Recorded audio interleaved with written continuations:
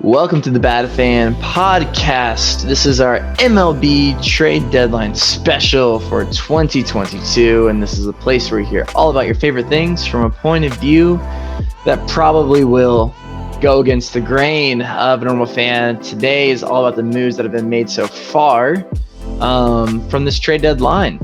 So strap in for a quick roundup with me right now as we begin today's Bad Fan journey with the deals that have been done so far before the deadline. The MLB Trade Deadline ends at 6 p.m. August 2nd Eastern Time, I believe. And a lot has happened since the last episode as far as baseball is concerned.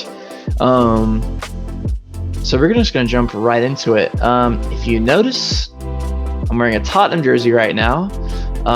Brandon and Cole have gone to bed. This is Bad Fan After Dark. So let's get into some baseball stuff here. Luis Castillo, the Cincinnati Reds pitcher that I rumored to be going to the New York Yankees, has alas been traded to the Seattle Mariners. He lands sleepless in Seattle and ready to play meaningful baseball. Huge trade by the Seattle Mariners. State of intent. The Seattle Mariners are the longest drought right now of postseason baseball of any other major league team. The last time the Seattle Mariners were in playoff baseball has been since 2001, which I was 4 years old. Yeah, it's been a while. We're just going to move from the top trades from this segment to the trades maybe with some lease kind of change and whatnot. We're not going to cover all trades, just a little disclaimer.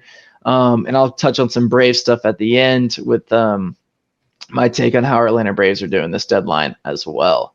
So we got started with Luis Castillo. The Reds get a haul in this package, probably the best that they could get.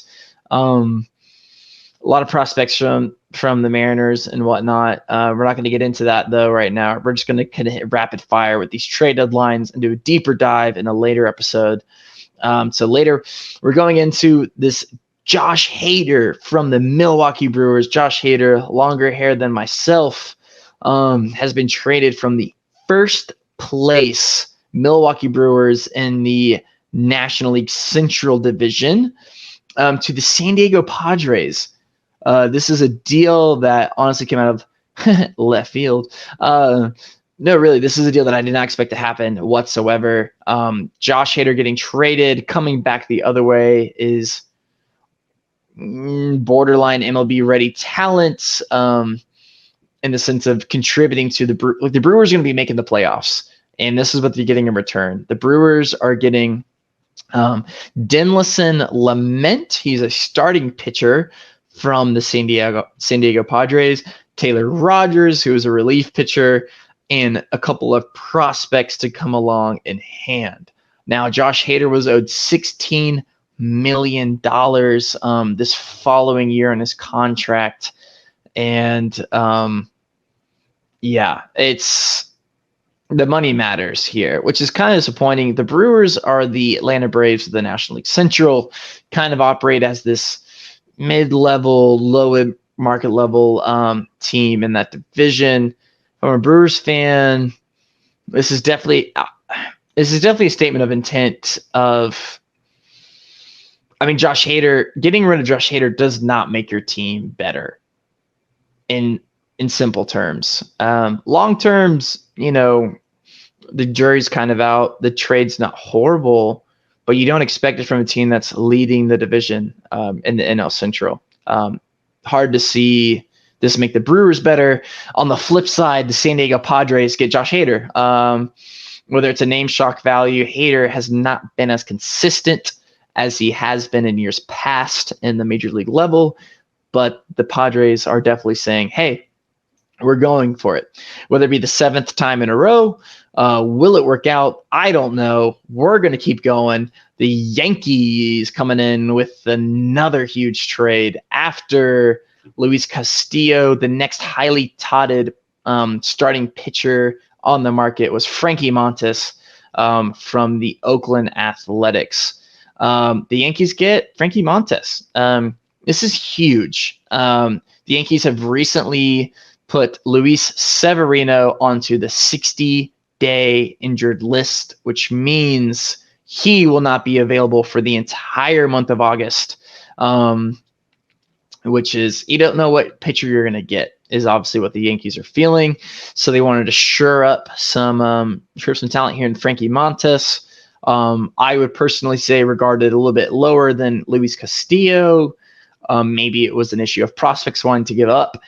But diving into this trade, they get Frankie Montas and Luis Trevino, who is pitching with an ERA above a 6 ERA, which doesn't sound great. However, Luis Trevino, he's been there. He's been that guy, not having a great season this year. The Yankees bullpen, I won't say is suspect, but Michael King from the Yankees bullpen goes down with a season-ending injury, and they're grasping at bullpen pieces. And if Luis Trevino works out, great. If he's been terrible within these next 2 months leading up to the postseason, you don't pitch him. It's not a hard deal here. Best case scenario, you have a guy that can pitch in a big situation. Worst case, you don't throw him in a playoff mix. They have Clay Holmes, who's closing games out for them right now. Aroldis Chapman, 103 mile per hour setup, man. So they're really just, getting an embarrassment of riches right now with Luis Trevino. What it costs the New York Yankees is their number 5 prospect, Ken Waldachuk, number 10 prospect, Luis Medina, and number 20 prospect, JP Sears, and 21 prospect, Cooper Bowman. All of these gentlemen being of the pitching sort, except Cooper Bowman, in which plays second base. The Athletics have recently parted ways in the past 12 months with Sean Manaea, Chris Bassett, Matt Olson, and Matt Chapman via trade. This is a team that is sell, sell, sell. Hopefully this means that they're willing to be competitive in 2 to 3 years with the stockpile of prospects in which they are getting your former Atlanta Braves outfielder Christian Pache, which is also with the Oakland Athletics right now. Moving right along, we're going to the Houston Astros. Houston go and get catching help, which is what they've needed. That's not named Wilson Contreras, but instead go for Red Sox catcher Christian Vasquez. This is a good deal. They give up minor prospects for this guy. I'm not even going to list them. Wilson Contreras would have costed more, and this is indicative of future moves that Houston has made, in which I will get into, and future moves that they will make by the time this episode airs on August 2nd today. But this is a state of intent, willing to strengthen a position while also holding on to some prospect capital to deal for better talent as well. So Christian Vasquez, he makes his first move away from the Boston Red Sox after getting drafted in, I believe, 2008. So first move away from his MLB home. It's a good move. Christian Vasquez, I believe he's hitting 270 since 2019. I'm pretty sure he's a good catcher. He's missed out. He's never made an all-star game, but he's been in that conversation for sure. On par with the Red Sox, they go ahead and deal for the unstable fantasy football diva that is Tommy Pham from the Cincinnati Reds. Tommy Pham, I feel like it gets traded every year. Honestly, Cardinals to the Rays, Rays to the Reds, Reds to the Red Sox. Padres were in there somewhere. Tommy Pham getting in a scuff this year with former Braves outfielder Jock Peterson over a fantasy football league. The Boston Red Sox, after being at 500 at the deadline, think that this is the way to go. Not going to get into the Boston Red Sox. They're not good, but they're not bad, but they're definitely not good. And this move doesn't make them better. But they get Tommy Pham. He's a good outfielder, but I don't think it's what the Red Sox need right now. I don't think it's anyways, I don't think it's what they want. I don't think it's what they need, but they make the deal anyways. Tommy Pham, again, only being in the headlines this year for fighting Jock Peterson before a baseball game over fantasy football. That's all I'm going to say about that. Moving on to the MLB team that I'm most disappointed in this year is that of the Baltimore Orioles. The Baltimore Orioles are 3 games out of a playoff position right now. No one's expected this team to be in the position where they are right now. They have some heart. They have some soul. They have a great collection of players right now. Cedric Mullins patrolling the outfield and center field, slashing right now. Mountcastle getting it done. And then we come to Trey Mancini. The Baltimore Orioles disappoint me more than the ending of Game of Thrones and trade away Trey Mancini to the dark side of the Houston Astros. That's right. The return is so minimal. I'm not even going to get into it. Again, this is a trade recap. We're going to have an MLB extensive episode about this later. But Trey Mancini moves from the Baltimore Orioles to the Houston Astros. Again, going back to my statement about intent from the Houston Astros. And this is why this move disappoints me. Trey Mancini is a rental. His contract is up at the end of the season. He has been a Baltimore guy through and through, been through the club the past 5 years or so. And I don't see how this move, you get some prospects that might make your team better in the future from the Houston Astros. Again, the reason I'm not mentioning prospects, I'm only going to be mentioning prospects that are in the top 10 or 15, really, of these teams, or involved in huge deals like the Yankees. But yeah, this is a sellout move. This is a chicken move by the Baltimore Orioles, in my opinion. They trade away a guy that means a lot to their club.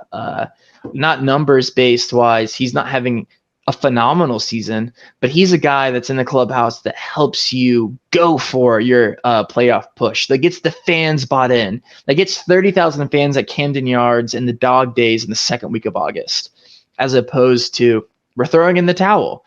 A month and a half of meaningless baseball is depressing. And that's what the Orioles have said with this move. So disappointed in you, Orioles, disappointed in you. Okay, we're moving on. Moving into the household name of Scott Effross. That's right. Scott Effross has been traded from the Chicago Cubs to the New York Yankees. The Yankees are in this headlines over and over. The Yankees get some bullpen help from Scott Effross, who is pitching to the tune of a 2.66 ERA in 44 innings pitched. Fun fact of how hard baseball is, Scott Effross made his MLB debut in 2021. And you might be saying he's 22, 23, 24. He is 28 years old, about to turn 29, finds himself on one of the best teams in baseball right now, challenging for a World Series. Just made his MLB debut last year, gets traded to the Yankees. I mean, imagine. So exciting. The Yankees get, again, some more bullpen stability, not taking any chances with their back half of the bullpen this year. The Yankees are going for it. Frankie Montes. I talked about Andrew Benintendi last week coming to the Yankees. They got a really good team. Probably while I'm talking, Aaron Judge is hitting more home runs. And what it ends up costing the Yankees here is, let's see here. Yeah, 28 years old. Cubs get the 24-year-old Hayden Wesneski, who now slots in as the Cubs' 8th ranked prospect. Thinking about this from a Cubs perspective, fair deal. I mean, you get a guy that comes to the majors last year, posting a strong season. The Cubs are not contenders. Getting a guy in return as your top 8 prospect, not a bad deal. Yankees, great deal. Again, statement of intent. They're going for it. Moving to the NL Central, where the Brewers are trading away pitching. The St. Louis Cardinals are reeling pitching in from Jose Quintana from the Pittsburgh Pirates, as well as Chris Stratton to firm up the tail end of their rotation. This move is a very safe move. It is a stabilizing move. It is a different move when talking about the likes of Noah Syndergaard being thrown out there and Tyler Mahle. Jose Quintana is a guy that I think he's 34 years old. He stabilizes the rotation. He's a 4 or a 5 rotation slot guy. I believe as I'm speaking, the St. Louis Cardinals are actually out of the playoff picture, which is insane with the star power that they have, the likes of Paul Goldschmidt, NL likely favorite for the MVP, Nolan Arenado, and the a million young outfielders that they have right now. The Cardinals also a team that I was discussing being in for Juan Soto. That's looking less and less likely by the minute. But they go and get Jose Quintana, very feasible fix and stability more so, I would say, toward the back end of the rotation. They're waiting on guys like Jack Flaherty, starters that can be elite like Jack Flaherty, but are coming back from injury. And this is a fail-safe move to get some innings from a starter that can give you 5 innings of 2-run, 6 innings of 3-run ball, and turn it over to Gallegos and those other relief pitchers and try to get you enough wins, get you in the playoffs, and kind of gives you a stabilizing force in that rotation. Woof. That's a lot. Now coming to your Atlanta Braves. I spoke about last time the Atlanta Braves, how they were kind of getting pressured, or first move was made by the Mets, is what I'll say. The Atlanta Braves are trailing the Mets right now in the National League East. The Mets are a very good baseball club that just got Jacob deGrom back, which feels like a new signing almost, as he's been out just about the entire year. He has been out the entire year. He's been out for a year in total. But anyways, the Braves go out and make a move, trading away Will Smith, who signed a 3-year, $40 million deal, I believe 2 years back, for former Tampa Bay Ray prospect, current Houston Astros pitcher, Jake Odorizzi. Now, Will Smith is earning $13 million this year, about $4.6 million remain on that contract. So that's money that is now deferred to the Houston Astros. I touched a little bit about this with the Milwaukee Brewers and trading Josh Hader. A similar move, honestly. Not Josh Hader's the higher profile relief pitcher, but the Braves are getting starting pitcher back in return, just like the Brewers are in DJ LeMahieu. But I like Jake Odorizzi. But it's a money thing. What we talked about, the small to mid-market. Braves are no by means a small market team, but we're a mid-market team that doesn't typically like spending that much money on payroll. So this is a financial move. I think it's a move that fits the Atlanta Braves very well and fits the Houston Astros well, in the sense of Jake Odorizzi was a luxury that they didn't really view as a luxury. They have the starting pitching right now, and they need help in the bullpen, which is why they make the move for Will Smith. Like I said, Will Smith is owed $4.6 million for the remaining of the season, plus he'll be owed an additional $1 million buyout for 2023. And then on the flip side, you got Jake Odorizzi. Jake Odorizzi coming in, earning $5 million this year. Only $1.79 million remains on the contract is what the Braves will have to pay. So even just on the financial split, we're paying less. Again, earlier in the season, before the season started, Braves signed former Dodgers closer Kenley Jansen, who's closing out games for us right now. The deal for Will Smith was for him to close out games. That's why we were paying him so much money. But he was downgraded to that setup man role. This is a very interesting move in that it's the move of the Braves are going for it, but are also being financial conscious to our future. And what I mean by that is the Atlanta Braves have a closer, Kenley Jansen. That's that. And they didn't deem it necessary to pay $13 million a season for a setup man, which I actually like this. I like getting rid of Will Smith. I like the relief pitching that we have right now. We needed starting pitcher stabilization, and we get that in Jake Odorizzi. Pitching to a 3.74 ERA this year. I honestly think it's exactly what we need. You don't give up a ton of prospects. You actually give up MLB talent, but save money in doing so.